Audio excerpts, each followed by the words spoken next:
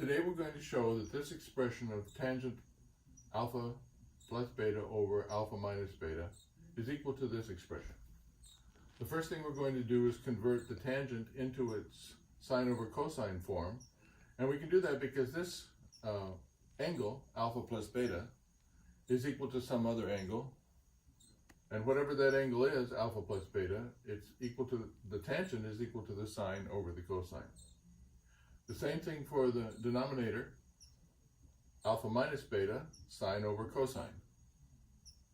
The next thing we'll do is invert and multiply the denominator and the numerator, and we get this expression, sine alpha plus beta times the cosine alpha minus beta over the cosine alpha plus beta times the sine of alpha minus beta.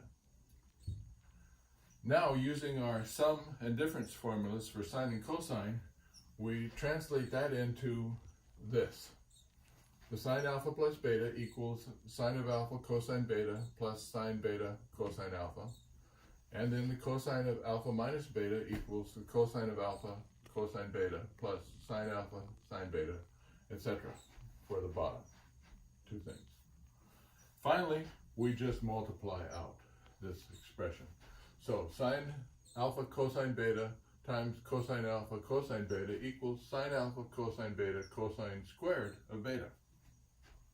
And as we multiply this whole thing out, we get this large expression, and we start grouping things. When we group things, we observe that the cosine squared and the sine squared are able allow us to create these two expressions. Pull these two together, pull these two together, and what we get are sine alpha cosine alpha times cosine squared beta plus sine squared beta. Sine beta cosine beta times sine squared alpha plus cosine squared alpha. And we get a similar thing on the denominator. Well, we know that sine squared alpha plus cosine squared alpha is 1. And cosine squared beta plus sine squared beta is 1. So this all translates down to what we started with originally, sine alpha cosine beta,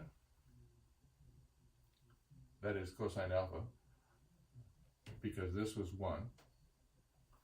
And this is sine beta cosine beta, because this was 1. And that's the same as that. And the same down here, cosine alpha times sine alpha times 1 is that, minus, because since we grouped this, we pulled this negative sign out, and we have sine beta cosine beta. And that's the same expression we have on the top. And we're done.